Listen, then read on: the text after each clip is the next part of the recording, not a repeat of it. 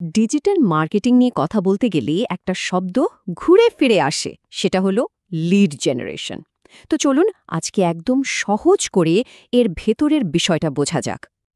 আচ্ছা, একটা ব্যাপার ভাবা যাক। ধরুন অনলাইনে একটা বাড়ি বিক্রি করতে হবে। এটা তো আর শপিং কার্টে ভরে ফেলা যায় না, তাই না? ঠিক এই সমস্যাটা নিয়ে কিন্তু বড় বড় কোম্পানিগুলোকে প্রতিদিন মাথা ঘামাতে হয়। যেহেতু দামি কোনো জিনিস সরাসরি অ্যাড টু কার্ট করে কেনা যায় না, কোম্পানিগুলোকে তাই একদম অন্য একটা রাস্তা ধরতে হয়, অন্যভাবে ভাবতে হয়। যখন সরাসরি বিক্রি করা সম্ভব হচ্ছে না, তখন ব্যবসার মূল লক্ষ্যটাই পাল্টে যায়। তখন লক্ষ্যটা হয়ে দাঁড়ায় একটা সম্পর্ক তৈরি করা। আর সেই জার্নির প্রথম ধাপটাই হল লিড কালেক্ট করা।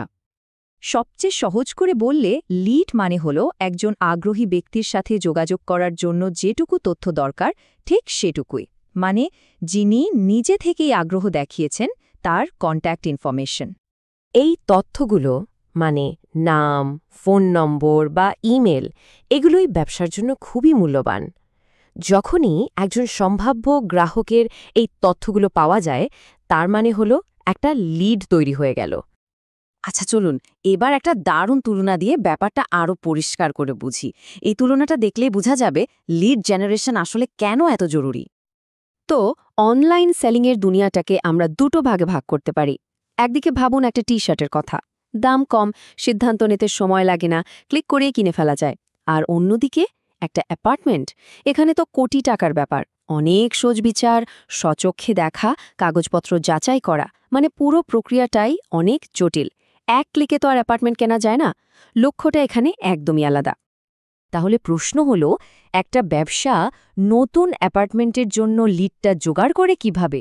চলুন পুরো জার্নিটা একবার ধাপে ধাপে দেখে নেওয়া যাক। পুরো রাস্তাটাই এমনভাবে তৈরি করা হয় যেন যিনি আগ্রহী তার জন্য ব্যাপারটা একদম সহজ হয়। এখানে এখনই কিনুন বাটন থাকে না, থাকে আরও জানুন বাটন। ক্লিক করলে ছোট একটা ফর্ম আসে, যেখানে নাম নম্বর দিতে হয়। ব্যাস, যিনি সত্যি আগ্রহী তিনি সহজেই বলতে পারেন, হ্যাঁ আমি আরও জানতে চাই। এখন সবচেয়ে মজার ব্যাপারটা হলো, এই পুরো প্রক্রিয়াটা থেকে কিন্তু আমরা ব্যবসাগুলো সম্পর্কেও একটা দারুণ ধারণা পেয়ে যাই। দেখুন, আসল কথা হলো যে কোম্পানিগুলো রিয়েল এস্টেট, গাড়ি বা এ ধরনের দামি জিনিস বিক্রি করে, তারা কিন্তু ছোটখাটো প্রতিষ্ঠান নয়। তাদের বাজেট বড় থাকে এবং তারা জানে যে সঠিক গ্রাহকের কাছে পৌঁছানোর জন্য বিনিয়োগ করাটা কতটা জরুরি।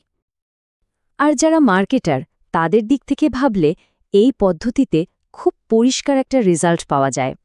কারণ না দেখে একটা দামি জিনিস কাউকে কিনতে রাজি করানোর চেয়ে তার কাছ থেকে শুধু আগ্রহ প্রকাশ করানোটা কিন্তু অনেক সহজ একটা কাজ। সুতরাং মূল কথা হল, লিড জেনারেশন একটা বিজ্ঞাপনকে স্রেফ বিক্রির অফার হিসেবে দেখে না, বরং এটাকে একটা অর্থপূর্ণ আলোচনার শুরু বা একটা পরিচয়ের সুযোগ হিসেবে দেখে। পরের বার কোনো বিজ্ঞাপন চোখে পড়লে শুধু এই একটা প্রশ্ন করলেই দেখবেন ডিজিটাল বিজ্ঞাপনের পুরো দুনিয়াটাকেই একদম নতুনভাবে চিনতে পারছেন। বিজ্ঞাপনটা কি কিছু বিক্রি করতে চাইছে, নাকি একটা কথা শুরু করতে চাইছে?